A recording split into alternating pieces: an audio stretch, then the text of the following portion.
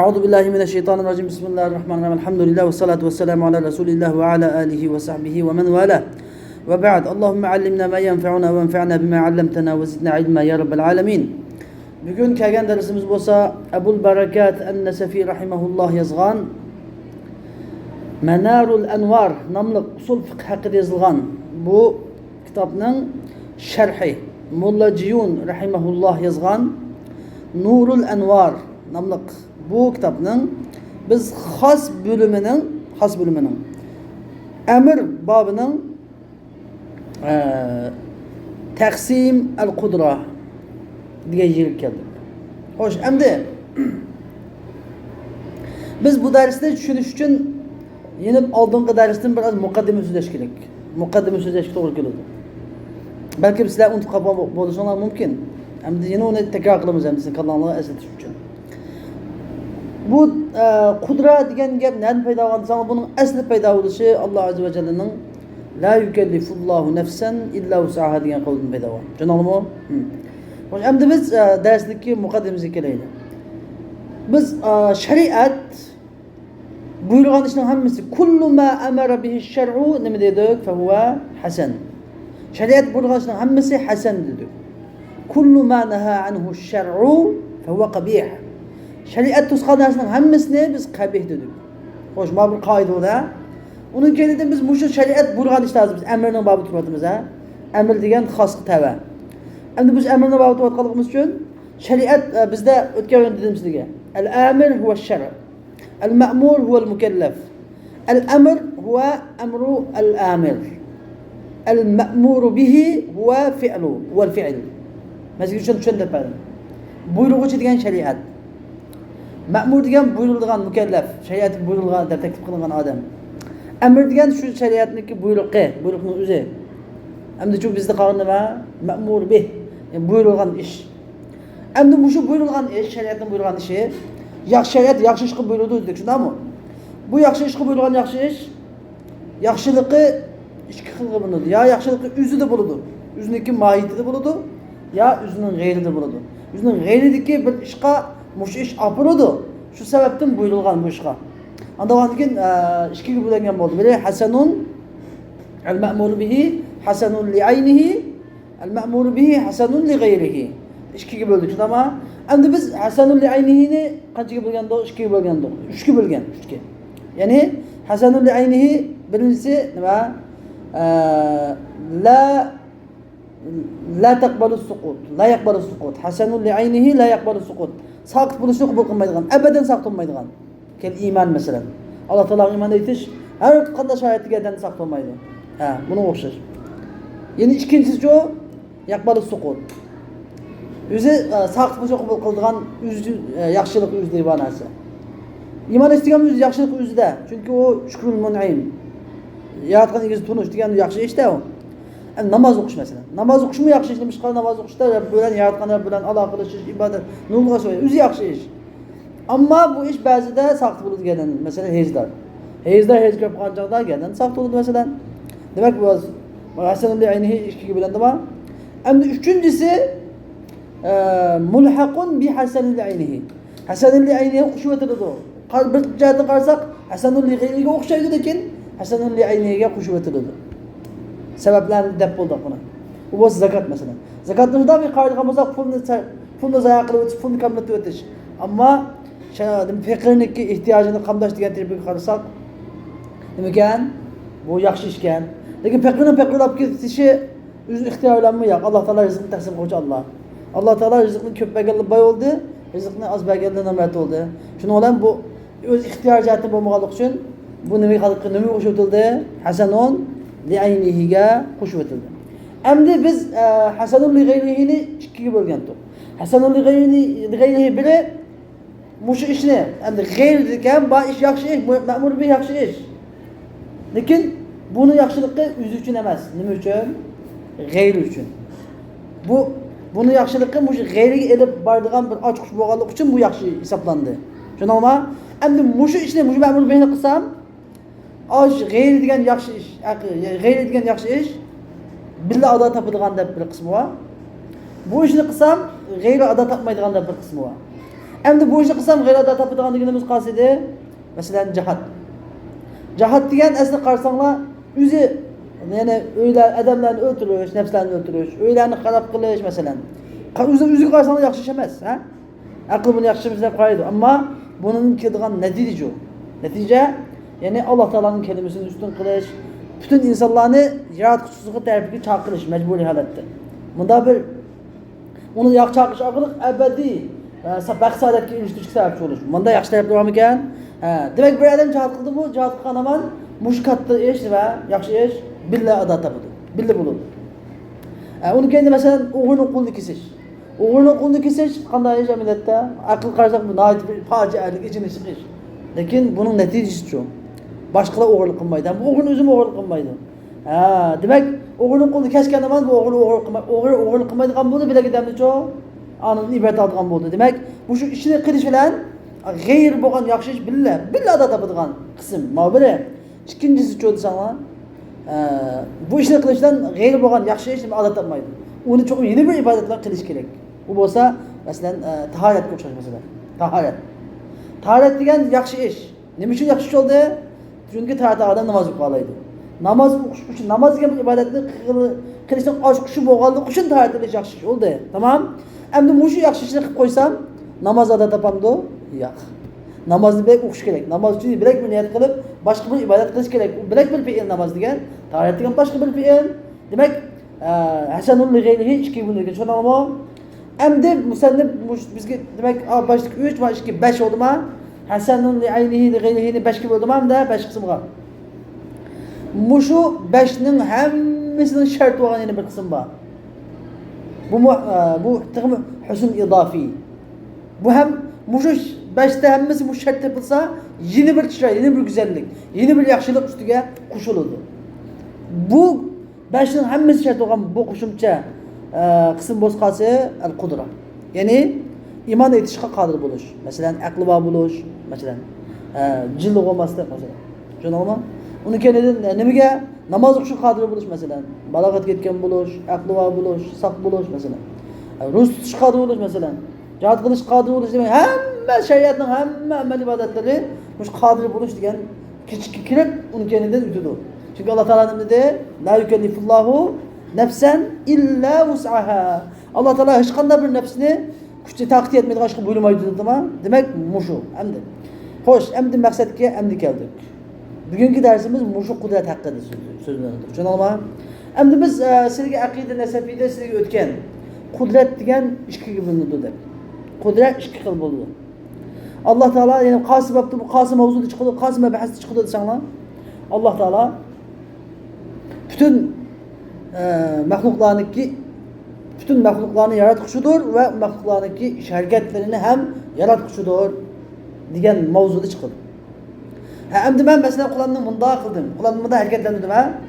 Bu harakatni mening qilishim menga nima deb nisbat beriladi? Kasb deb ataladi. Men kasb qildim. Hadi kasbiy. Lekin Alloh taolo yaratib berdi bu harakatni. Alloh taolo agar yaratib bermasa, bu harakatni o'zini ko'ndirib harakatni ben qilolmayman bu harakatni. Tushunarlimi? Chunki la havla va la quvvata illa billah. Alloh taoloni yaratib shunday ataladi, xalq deb ataladi. Alloh taologa nisbatan xalq, menga nisbatan kasb. Tushunarlimi? Endi Alloh taolo bu harakatni qilish uchun menga bu harakat bilan teng, bu harakat bilan teng bir nimani yaratgan boshqasi qudrat. Tushunarlimi? Ma harakat. Bu harakat nima harakatni bir qudrat bermaydi, quvvat ha. Mushu qudrat qanday bo'ladi qachon? Mana. Men keskin iroda kelib, qilaman deb iroda jazima qilgan vaqtimda, men qilay deb shunda irodadan bir palla qilay deb qo'pqan hamon Alloh taolo yaratib berdi mana. Harakatlanadi. Tushunarlimi? Bu qudratning haqiqiy asl qudrati shu. Alloh taolo buni qachon yaratib berdi? Bu harakat bilan billa, harakatni ajimaydi. Harakat bilan billa yaratib berdi bu qudratni. Tushunarlimi? Anda bunda o'ylasam bo'lmaydi. Qudrat Alloh taolo qudratni yaratib berdi, harakatni o'zim qilaman deb ham unda emas. Alloh taolo men harakatni yaratib berdi, qudratni yaratib berdi. Lekin men kasb qilaman. Mening kasbim mushu iroda qilganligim.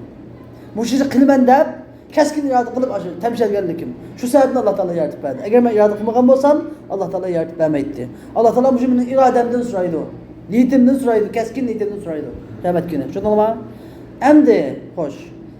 Alloh taolo namoz o'qishni farz qildi. Mening bu namoz o'qishga la yukallifullohu nafsan illa wus'aha dedi. Ya'ni kuchi yetmaydigan ishga qodir bo'lmaydi deb. Endi mening namoz o'qishga kuchim yetmaydiganligini men namoz o'qimay turib qanday bila olayman? Bilalamdi men hozir. Hozir men namozsham bo'g'az qoldi. Namozsham o'qiganimni o'qimayman men. Uni men hozir qudrat bormi yo'qmi? Ash qudrat, namozsham o'qiganimda qudrat bormi yo'q menda? U qachon paydo bo'ldi? Namozsham o'qigan chig'imda. Namozsham o'qish qat'iyat kelib, amdi deb niyat qilgan chig'imda shu Alloh xolis yaratib turdi. Agar xolischa yaratib bermasa, ya o'lib qolamiz, Alloh saqlasin, umrimiz o'qsin. Yoki saqlab qolamiz, o'qolmaymiz. Tushunalmi? Bu qudrat qachon paydo bo'ldi? Shu amal fi'l bilan birga paydo bo'ldi bu qudrat. Unda bo'lsa, Alloh taolo namoz o'qinglar deb, namoz farz bo'lgan ish qachon farz bo'ldi? Shu namoz qachon farz bo'ldi degan gap chiqamdi o'chog'da. Agar Alloh taolo kuchi yetmagan odamga taklif qilmaydi desa, bir odamning shu namoz o'qimagan odam esa, namozsham farz bo'lgan odam, namoz o'qimasa bu qudrat yo'q uningda. Qudrat yo'q. Ya'ni farz bo'lmaydi-da. Qachon bu qudrat bo'ldi?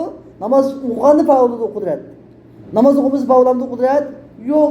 Uning nima bo'lsa u chaqda namozsham farz bo'lmasa bo'ladi. Demak anda o'ganda bu qudrat ikki xil bo'lingan. Qudrat ikki xil bo'lingan. Birinchisi shu biz so'zlagan asl qudrat, ya'ni fi'l bilan birga bo'ladigan qudrat, yana biri ya'ni shu ishni qilish, shu fi'lni qilishga sharoitning yer berishi. Masalan, badanning sog' salomat bo'lishi, sharoitlarning hozir bo'lishi. Masalan, namoz bo'lsa mening badanim sog' bo'lishi, hushim bor bo'lishi, namoz nisbatan hushim bor bo'lishi masalan, aqlim bor bo'lishi. Uni keyindan ruzuqqa nisbatan mening sog' bo'lishim va yurtda muqim turishim masalan. Hajga nisbatan meniki pul mol uzuq-turuqim bor bo'lishi, zat rahila bor bo'lishi degandeklar. Mana ma'lum nima deb atalgan? Qudrat deb atalgan. Ammo ikkinchi ba'zi, ya'ni olatlarniki salomat bo'lishi, ya'ni sharoitning hozir bo'lishi edi. Tushundingmi? Endi hozir bu yerdagi qudrat biz demoqchi bo'lgan qudrat mushu qudrat. Ya'ni ma'mur bihi nima uchun yaxshi bo'ladi? Birinchi boshqa ish uchun yaxshi bo'ladi dedik-a? Hasanul ya'ni hasanul g'ayrihi. Yana bir sabab bor, bu shart, hammasi shart bo'lgan. Nima uchun yaxshi bo'ldi ma'mur bihi?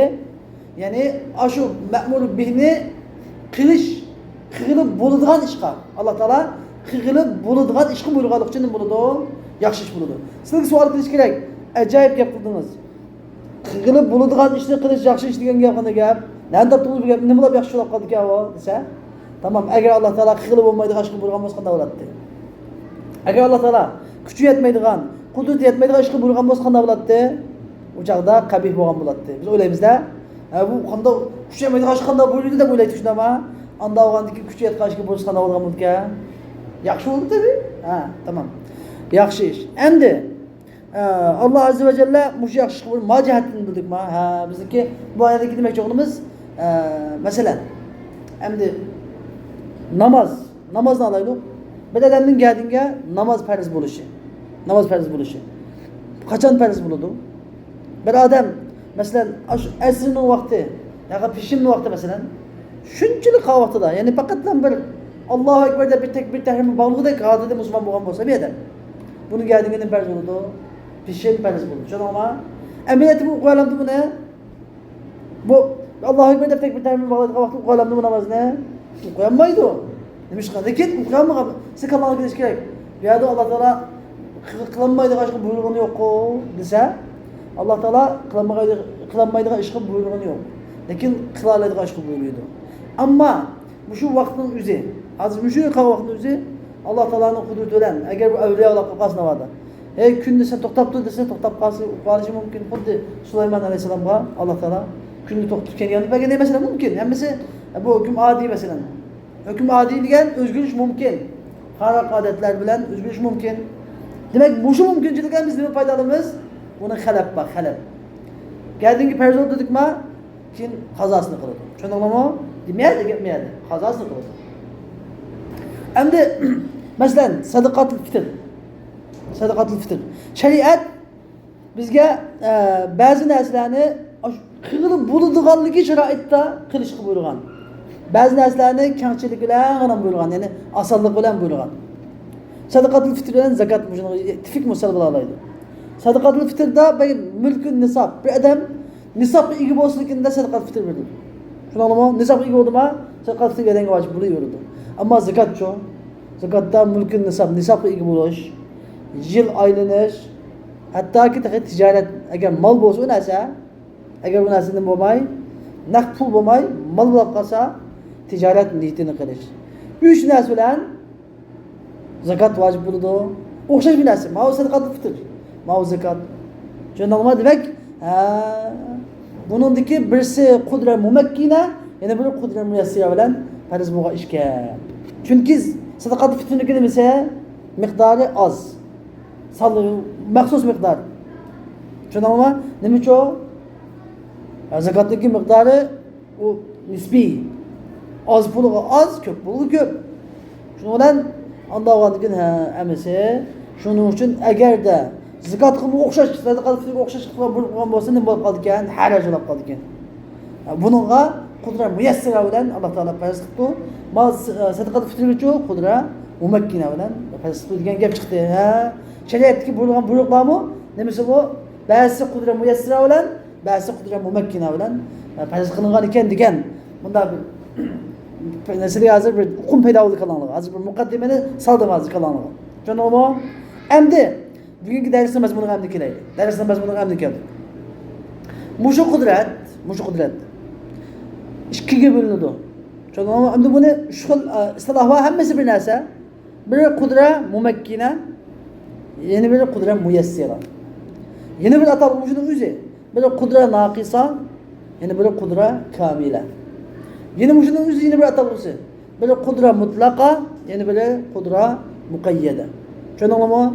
Endi shu qudratning o'zini bizga ma'mur behniki yaxshi bo'lish uchun shunday qudratlar, shu izofiy bo'lgan yaxshi bo'lish uchun shart bo'lgan har bir amal adoniki qilish uchun shart bo'lgan shu qudrat mumakkina yoki qudrat muyassira bo'ladi. Lekin qudrat mumakkina hammasida bor. Lekin qudrat muyassira ba'zida bor, ba'zida yo'q. Tushundingmi? Endi shu darsga kirib ketamiz. Xo'sh.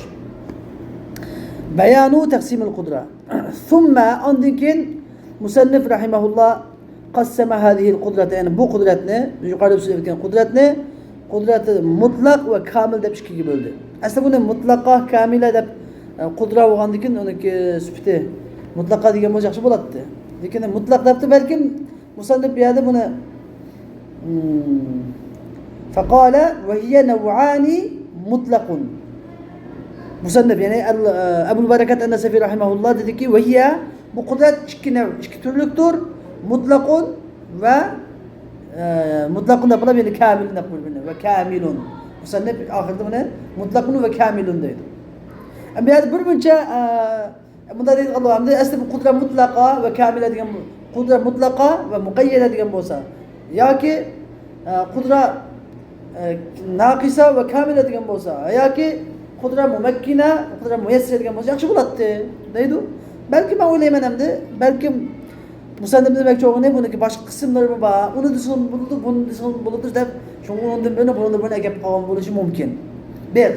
Undan keyin yerdagi nav'an mutlaqun deyishdagi sabab nima uchun muannas keltirmaydi? Sifat mavzuga agishish kerak. Desak nav'an, ya'ni nav'un mutlaq. Bu ikki nav'ga bo'linadi. Al-qudratu yanqasimu ila naw'ayni, masalan, naw'un mutlaqun va naw'un kamilun deb naw'un ikki sifat ham bo'lishi mumkin. Tushundingmi? Shu endi bundan boshqa bo'lmasa nima bo'lishi kerak? Qudrat mutlaqa bo'lishi kerak bo'lmasa. Endi. Xo'sh. Yani qudrat, yani al-qudratu allati yatamakkanu biha al-abd. Endi banda harakatni qilishga qodir bo'lgan qudrat va hiya u bo'lsa, yani bi ma'na salamatul alati val asbab. Yani o fiil bilan bo'lgan qudrat emas. Fiil bilan bo'lgan qudrat emas, balki yani olatlarning, sabablarning salomat bo'lishi ma'nosidagi qudrat. Endi davatida mana askar davatida bu qudrat nav'an ikki turli bo'ladi. Ikkisining biri bu qudrat ikki turli bo'ladi.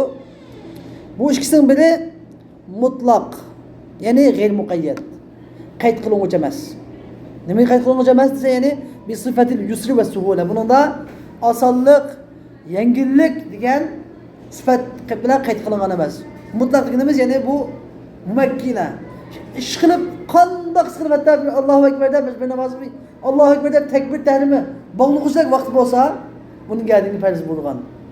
Bunda tushunadingmi? Bunda ma'mul bihi. Allohu akbar deb bir qadam takbir tahlimi bog'liqsak vaqti bo'lsa gadingi farz bo'lgan. Buningda nima yo'q? Buningda osonlik shart emas. Osonlik deb qayd yo'q. Qodir bo'lsa bo'ldi. Qodir bo'lsa bo'ldi. Kama fil qismil ati. Tuvandagi qismga kelgandek. Tuvandagi qismga kelgandek degani, ya'ni buni yana bir qismi qolsa, mutlaqning yana bir qismi muqayyad. Muqayyadun bis sifatil yusri va suhula. Tushundingmi? Yana bir qism keldi. Va huwa amdi ma qayd matn deydiki, va huwa bayya naw'ani mutlaqun. Yani ikkiga bo'linadi. Bu qudrat ikkiga bo'linadi. İki türlük. Biri kudra mutlaka ve huve kudra mutlak deganimiz adna ma yetemakkanu bihil ma'muru min adai ma lazimahu ve huve şartun fi adai kulli emr. Hem de kudra mutlaka deganimiz ma'mur, yani buyurulgan adam o'ziga lazım olan emrini ada qilishga qodir bo'lgan eng tuvan kudrat. Adna degan eng tuvan kudrat. Bir qatim namaz Allahu ekber degichalik bir vaqtning bo'lishi. Bunda bir sharoit. Va huwa shartun fi adai kulli amr. Mana mushu qudratning o'zi, mush adna qudra her bir emrini ado qilishda, her bir emrini ado qilishda shartdir. Tushundingmi? Her bir emrini ado qilish shartdir degan gapdan qadoda shart emas degan gap. Qadoda bu qudrat shart bo'lmaydi. Qadoda komil vaqt bo'lishi kerak, osonlik bo'lishi kerak. Lekin adada şu bir qatim namazga bir adam mesela Müslüman bo'ldi. Müslüman bo'lib shu bir Allohu akbar deb namozga bir takbir tahrim bo'ldi vaqt o'tdimi gadinga shu vaqtning namozi gadinga farz. As-samara nima? Qazosini qildik. Endi Molla Juni rahimahulloh deydiki, ay al-mutlaqu adna ma yetamakkanu bihi al-abd. Mutlaq deganimiz yani el-kudratul mutlaqah deganimiz adna ma yetemakkanu bihil abd. Banda qodir bo'ladigan eng tuvan qudrat. Eng tuvan qudrat.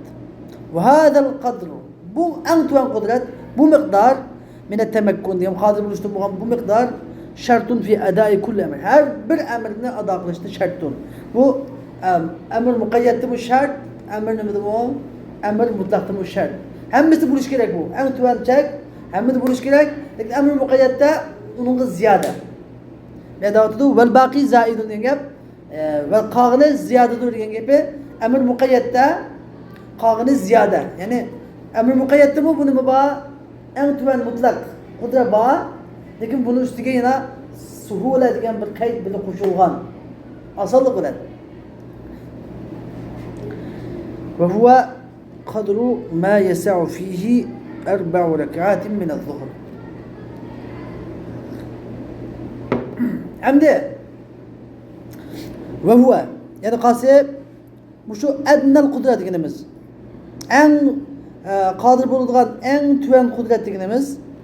Yani bir adam pishimning masalan, pishimning 4 rakatini sig'dira oladigan vaqtga qodir bo'lishi. Bir adam musulmon bo'lgan bo'lsa, şu musulmon bo'lishda bir 4 rakat pishimni o'qiy oladigan vaqt bo'lgan vaqtida musulmon bo'lgan bo'lsa, buning gadagi pishimni farz bo'ldi deymiz deydi. Lekin ma'u deganligi qarindoshlar maktabdagi eng mushkuli ham ishadi, tushunamizmi? Eng mushkuli. Asli takbir tahlima bu. Bir adam Allohu akbar deb takbir tahlim bog'liqcha gap bo'lsa, buning gadinga pishim farz bo'ldi deymiz. Nemish qilmayadi 4 rakat deb qo'ydi desanglar, bu yerda bizda bir tavahhum, bir tahaqquq deb nazar bor. Şu vaqtning tavahhumi 4 rakat. Vaqtning tahaqquqi jo Allohu akbar takbir tahlima. Tushundingmi? Yani muşu farz bo'lish uchun, muşu bir farz bo'lish uchun amaliyatda baburish bo'lgan vaqtni bir qilib Allohu akbar deb takbir tahlim etish. Lekin 4 rakat namoz o'qilayman bu deb vahmi qilish. Vahmisi bo'ldi. Yani xuddi Sulaymon alayhisalom bu kun to'xtab bergan Xudoyim, menga to'xtab bersin bir namoz shuru qilib olay, 4 rakat namoz o'qilayman bu deb o'ylash. Shunda o'ylalsa bo'ldi demakchi. Tushundingmi? Men bu shuni jiqdan tushunolmaydi. Mush gapni bir tavahhuma degan tushunolmay, hatto bizning shayxlarimiz bizga buni xato yozib qolibdi deb yozgan. Uchu o'tinglar, bishani xatolar qilib deb aytgan edi. Lekin ben bunu qancha qitim tekrar qilib oxirida buniki bir yerga to'tagan degandan xato emas, balki tavahhuman. Bu yerga bir qaydni qilib qo'yish bo'lgan. Bas tavahhuman degan qaydni qilib qo'ysa, xolos. Bir tek bir tahlima tahaqquqan. Ma'nodagi to'tagancho tavahhuman. Desa, gap tugadi. فإن اكتفى بهذا القدر أجل مشو مقدار بلان قناة دنسا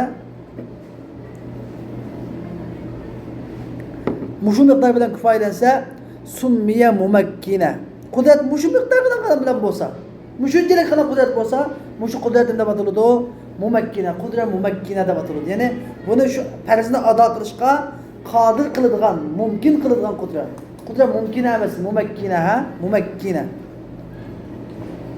وهو الذي سماه المصنف مطلقا منا مصنف مطلق دب أطغان قدرات مش قدرة ممكنة دور وكان ينبغي أن يقول أن المصنف من ذا تسبك يخشب لاتي مقابل يخشب للشن مطلق ومقيد جنبوسا قال شيء قسم أصل تقسيم القاعدة سيدنا بولشك قار مقارش بلك بيناسنا كده بقولهم بلك بقسم كامل قار مقارش بولش يخشب لاتي ده يعني Qanda mesela mutlak muqayyad degan bo'lsa bo'ladi yoki komil va qosir degan bo'lsa bo'ladi. Mutlaq degani mutlaq degani qasi mutlaq degani mumakkina. Muqayyad degani-chu muyassira. Komil degani qasi komil degani qasi deb qilinglar-chu. Komil degani muyassira. Tushundingmi? Qosir degani mumakkina. Şundan nimaga? Kamil degan gap, unida kamilda nima bor? Kamilda qudra mumakkina bor, tabii. Lekin bunda yana bina ziyoda bor. Osonlik degan osonlik degan qaydmi bildi bor. Masalan, xuddi zakotniki, masalan, sadaqa tutilda faqat nima bor? Mulkun nisob bilan bormi? Zakotchi mulkun nisob, havalanul hawl va niyatut tijara. Ancha ma ishkilasa qaytildi. Bu nima? Texmi kamalat qildi, qudrat muyassir qildi. Bu kamal, kamil. Endi qosi degancha faqatlam mulkin nisob qosi. Tushundingmi? Wa bizdiyadi lafzi adna iftaraqa baynal maqsimi wal qism. Endi musannif adna degan lafzni ziyoda qilish bilan bishadi nima dedi musannif? Wa huwa adna ma yatamakkanu bihi al-ma'mur dedi. Adna ma yatamakkanu bil ma'mur degan adnani ziyoda qilish bilan iftaraqa baynal maqsimi wal qismi maqsim bilan qismning orasi ayrildi deydi. Bizda bir qarindoshda bir qoida bor. Maqsim bilan qismni bo'lish kerak, orasida tag'oyur bo'lish kerak, tag'oyur. Maqsim bilan. Uni keyin qism bilan qismning orasida muqobala bo'lish kerak. Maqsim degan nima? Qism degan nima? Masalan, al-kalima. Al-kalimatu ismun va fi'lun va harfun. Al-kalima degan mishada maqsim. Al-kalima ism degan nima? Qism. Al-fi'l degan-chu qismun akhar. Al-harf degan-chu qismun akhar. Tushundingmi? Qism bilan maqsim tushundingmi? Bu istiloh degan maqsim, qism degan. Endi demak bizda bir qoida bor. Bu qoida bo'lsa, chuqur maqsim bilan qismni o'rtasida bir o'xshamazlik bo'lishi kerak. Biz bo'lgan narsalar shu o'xshashasini, masalan, kalima ikkiga bo'linadi. Biri kalima, yana biri ism deb qo'ysam bo'lmaydi. Kalima ikkiga bo'linadi, biri kalima, yana biri ism desam bo'lmaydi. Tushundingmi? Chuqur shunga o'xshamaydigan narsa bo'lishi kerak. Bu shu adna degan bu shu qaydni musannif keltirish bilan bishadiki nimadan qutuldi? Maqsim bilan qismning orasidagi o'xshashlik qilish degan xabardan qutuldi. Qanday desanglar? Li'annal maqsima. Chunki maqsim nima? Maqsim. Masalan, maqsim tushundim. Bu yerdagi maqsim huwa ma yatamakkanu biha al-abd. Banda nima qodir bo'ladigan. Ma yatamakkanu biha al-abd. Ma yatamakkanu biha al-abd degan maqsim yer. Endi ma yatamakkanu biha al-abd banda qodir bo'ladigan narsa ikki qismga bo'linadi dedik.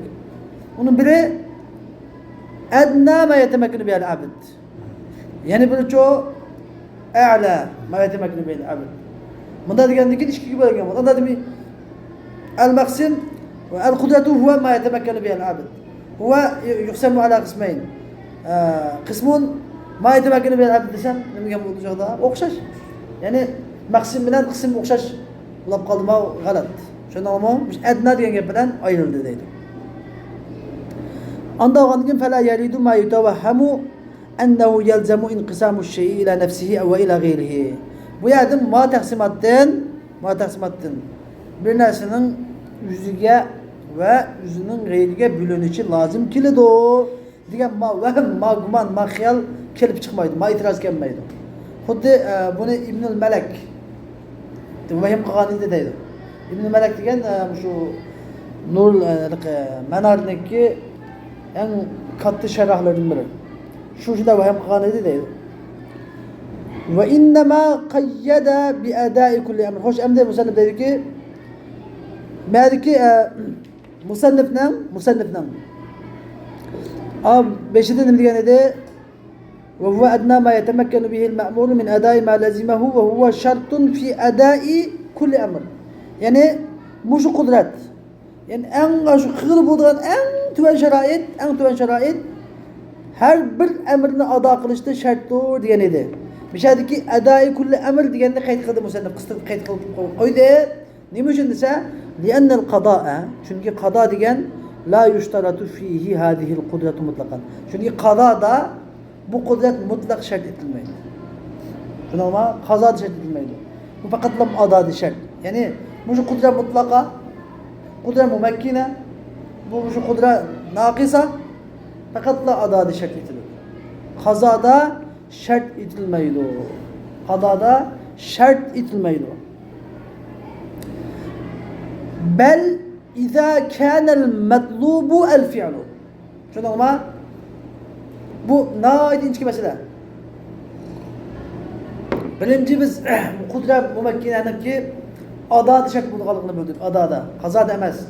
Ammo qazoda emas, qazoda shart emas desangiz, qanday gap bu desangiz, qazoda shart bo'ladigan yeri bor. Bel iza kana'l matlubu al fi'l. Yani qazoda talab qilingan, shariatimizda talab qilingan ishi nima bo'lsa, fi'l bo'lsa, ya'ni bir ishni qilish. Shunaqmi? Shu ishni shu shaxsning ma'murning o'zi qilishi bo'lsa, bu chaqda nima talab shu qudrat mumakkina shart. Nima bo'lsa, shu ma'murning o'zi qilishi bu ishni. Ammo bu ma'murning o'zi qilish emas, balki va amma idza kana al-matlubu as-su'al wal ism. Matlub boshqalardan so'rash, qilib qo'yishni so'rash, tavsiya qilish boshqalarga. Vasiyat qilish, fidya berish masalan. Va ism bo'lib qolsa, agar bu ishni qilmasa, gunohkor bo'lishdek bunda. Ya geldiğingi zimmasiga gunohni atish yoki boshqalarni talab qilish qilib kelib qolgan vaqtida bu chaqda nima emas? Bu qudrat mumakkina shart emas. Qudrat mumakkina qachon shart? Adodi shart. Qazoda qachon shart? Qazoda o'zi qilish talab qilingan chaqda shart. O'zi qilish talab qilingan chaqda. Ammo boshqalar qilgan chaqda shart emas. Fala yushtaratu fihi zalika. Ya'ni boshqalardan so'rashdan, boshqalardan masalan fidya berishni talab qilgan chaqda yoki qilmasa, o'sha vasiyatni qilmasa gunoh bo'lgan chaqda fala yushtaratu fihi zalik. Bu chaqda qudrat mumakkina lozim emas, shart etilmaydi. Qudrat mumakkina bu ma'mur behti shart etilmaydi. Nimishqa fa inna man alayhi alf sala masalan. Bir odamning gardida 1000 vaqt namoz bor ekan, 1000 vaqt namozni o'qimabdi. Uningga eng oxirgi nafsida, o'lgulik o'qigan chaqda eng oxirgi nafsida deyiladi. Nima deyiladi? İnne hadihi salah vacibatun aleyk. Ma namaz sizin gardinizga vacibdir deyiladi. U 1000 vaqt namozni oxirgi nafsida qanday o'qib olaydi u? Mumkin emas, o'qilamaydi ama oxirgi nafsida o'qilamaydi bu namoz deganda. Shunda turug'liq yana gardinizga vojib bo'ladi deyiladi. Nimishqa? Chunki bu yerda buning gardiniga nima vojib emas, nima shart emas? Qudrat mumakkina shart emas. Tushunarmi? Bu yerda qudrat mumakkina shart emas. Nima uchun shart emas? Çünkü bu çağda bunu üzen kıl demeyimiz. Bunun geldiği namaz vacip degenimiz üzen oku degenligimiz emas. Ne demekçi? Sen vasiyet kılsan. Ne demek ya? Varislerine vasiyet kılsan bu sana fidye verir. Demeksiniz. Bunda çağda kudret mumakkine şart demez. Ama yüzü okuyduğun çağda degenler şart. Şuna var.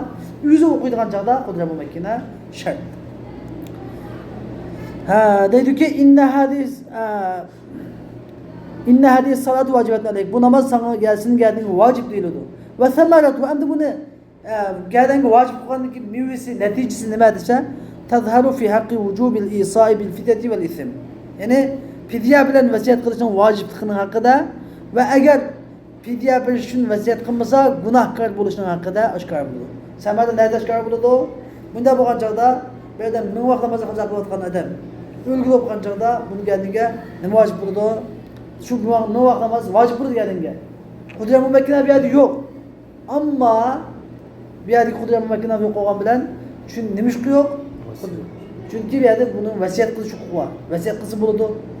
Onun için eğer vasiyet kılmasa geldiğinde günahının yüzü bulurdu. Yani zimmesi var. Düzeltip küydüğün bedeni var. Ya günahının yüzü bulurdu ya vasiyet kılışı bulurdu. Demek bunun yüzünün kırışı yardım yok, ihtiyaç yok. Şundan mı? Yüzünün kırışı ihtiyaç yok ya da kudret mümekkine şart emez. Lakin yüzünün kılışı şart boğan yerde çoğu kudret mümekkine nima? Şart çoğu nima kaydı ama. Yüzünün kılışı şart boğan yerde kudret mümekkine şart. Yüzünün kılışı şart boğan yerde kudret mümekkine şart emez. Bunda dese en yaxşı olur. Eğer bunu adada şart, kazada şart emez de koysa olmaydı bu. Adada şart, kazada şart emez de koysa bu çağda adası bir adam adada ada kılavacakta gelin bulurken adada kudret mümekkine mesela bir Allahu Ekber diye geçer vakti iken boz geldi farz bulurken ama kazada bir öncelik vakti iken çağda düşünülmez bir gap çöy bulamayız bu gapni. Şundan ama kaçan düşünümüz bu gap ne degende yani yüzü kılıç talep kılıngan yerde kudret mümekkine şart. Ama vasiyet kılıç yoki günahını geldiğin yükle şart edilgen yerde çoğu bir yerde kudret mümekkine şart emas. Şundan bu gap ne? Hoş. Emdi ve şartu tevahhumuhu. Emdi bu şu kudretdeki şart nima? Şu kudretdeki tevahhum yani şu kudreti paraz kılış. Tasavvur kılış fakatlam. La hakikati bunu hakikat emas. Hakikat emas.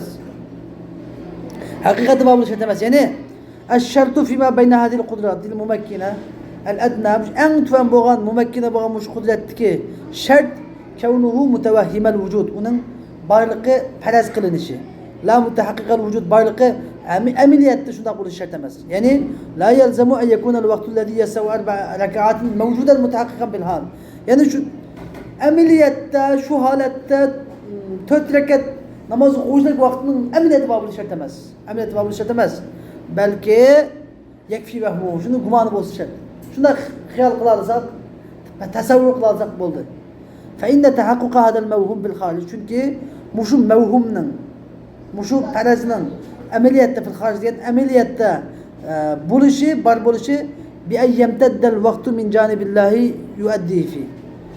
Qanday qilib desa, nima? Fe in tehakkaka kema. Fe in tehakkaka hadal mevhum. Eğer muşu mevhum sırtta diyen taşqırda riyakı çıkıp kalsa, riyallık ayrılıp kalsa, qanday qilib desa, mesela şu vakt Allah Teala'nın tripinin vakti suz alıp, gün toxtutulup kendi gelip toxtab qolib kalsa, yuaddihi fi aş vakitte bunu ada qilib oladi. Ve illa tezharu semaratuhu fil qada. Eğer anda bulmasa bunun semerisi neticesi kazada aşkar olur. Yani kaza geldi vacip bulundu. Hoş. Hatta ida balagat sabi yani küçük balagat gelse, ya ki kafir Müslüman bolsa, ya ki heyizda şu vaktin ahirde pak bolsa, bunun namaz geldiğinde lazım ki diyordu. Demiş kali tevahhum min imtidad fi ahir vakt. Şu vaktin ahirde vaktin süzülüş gumanı boğallık üçün. Qanday qilib bir vakfi şemsi günni to'xtatishlar. Bu murad bir ahir vakt, bir ahir vaktdagi murad ellezî la yesav fihi illa miqdar tahrimi. Yani fakat Allahu Ekber'de bir tekbir tahrimi etiştin başka vakti sığmaydigan vakt demekçi.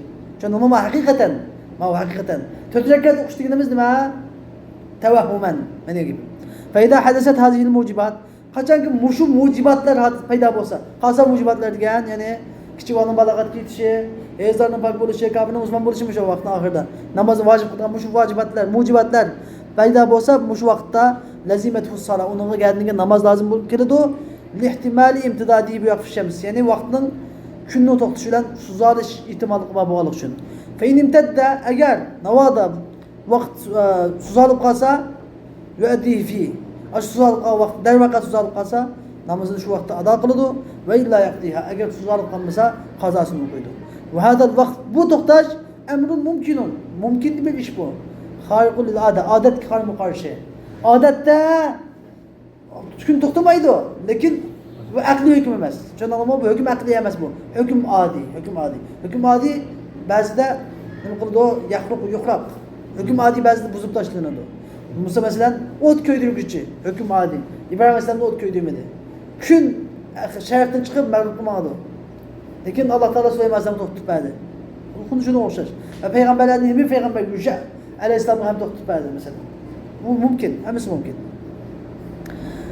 Kema kana Süleyman Aleyhisselam bo'g'inidek. Süleyman Aleyhisselam bo'g'ini o'xshash. Ya'ni Süleyman Aleyhisselamga birkaç qurulliqda, ya'ni pishimligi demakchi, birkaç qurulliqda Safinatul Cihad degan gap, Safinat degan gap arg'amoq otlar degan gap endi. Uchqur otlar. Safinat degan gap tutib turadigan bir parchiqni mo'yinda shunday qilib bir parchiqda mansam budi deb turadigan otlar. Cihad degan-chu tiz mangadigan otlar. Yeni bir umumiy sharisi cho deb bo'g'uchi tiz chapadigan, vo deb bo'g'uchi darhol to'xtaydigan otlar. Mang deb bo'g'uchi mangadigan, tur deb bo'g'uchi to'xtaydigan, tiz mangadigan otlar. Uchqur otlar desak bo'ladi shunga. Bunda otlar to'g'ri qilindi, faqat shams tag'rib. Kun kishatkini tas qolgan edi. Shuni bilan Süleyman Aleyhisselam bu otlarning parchaqlarini, bu yo'llarini hammani chep tashlayapti. Tashlayotib uni keynidan Alloh taolo uni nima qilyapti? Sadaqat qilyapti. Alloh taolo kunni Süleyman Aleyhisselam qaytirib berdi, hatto asr namozini o'qidi va buning o'rniga, shu otlarning o'rniga buranni, otning o'rniga Alloh taolo Musa Aleyhisselam buranni berdi. Mana shu Qur'onning nassi bilan sura Sa'dda bu oyat. Ve Yusha Aleyhisselam hem gün to'xtab bergan edi. Ya'ni bu Baytul Muqaddasni fath qilib qo'yish kun to'xtab turgan edi. Shanba kechasi kirishdi buni. Chunki shanba kechasi kelib qolsa, ularga shanba kunlikda jang qilish cheklangan va shanba kechasi jang qilish ham cheklangan edi. Alloh taolo kun to'xtab berdi. Baytul Muqaddas fath bo'ldi. Uni keyin kun ketdi. Va bizning payg'ambarimiz Aleyhisselam ham bo'lgan edi bu. Bu vaqtda asr namozi, Ali roziyallohu anhu asr namozi o'qigan vaqtida payg'ambar Aleyhisselam duo qilib Ali roziyallohu anhu asr namozini ham o'qib olgan edi. Şundan kitabı siyerdi bu ba. Bu ve hâdâ bi khilâfil hac. Ma o hacdan khilâfı lan. Çünkü fe innehu lem yu'tebel fi. Çünkü hacda zat ve rahileniki tevahhumi, gumanının buluşu, tasavvur kılış itibar kılınmaydı. Eminiyeti buluş gerek. Ma'anne eksen çünkü küfünce kişiler uzuksuz, uzutuluksuz, malsız, ulaksız hac kılıdı. Şunda tuzumu biz hacda çokum uzuktuluk, mal eminiyeti buluş gerek deyimiz. Tevahhumi bulunmaydı. Demişka çünkü fi itibar zalike bunu itibar kılışta halacen azimen diye kattı halac cevaba. Eğer velev itibar zalik eğer bunu biz hata alsak hacda zat rahilenin tevahhumu bozuk buldu dediğim bolsak la tezharu semeratu fi vücubil kada bunun kazanı vacip buluşu da bunun semerisi aşkar olmaydı. Demişka çünkü hac deganning kazası kılınmaydı. Demiş kazası kılınmaydı bu hacdan.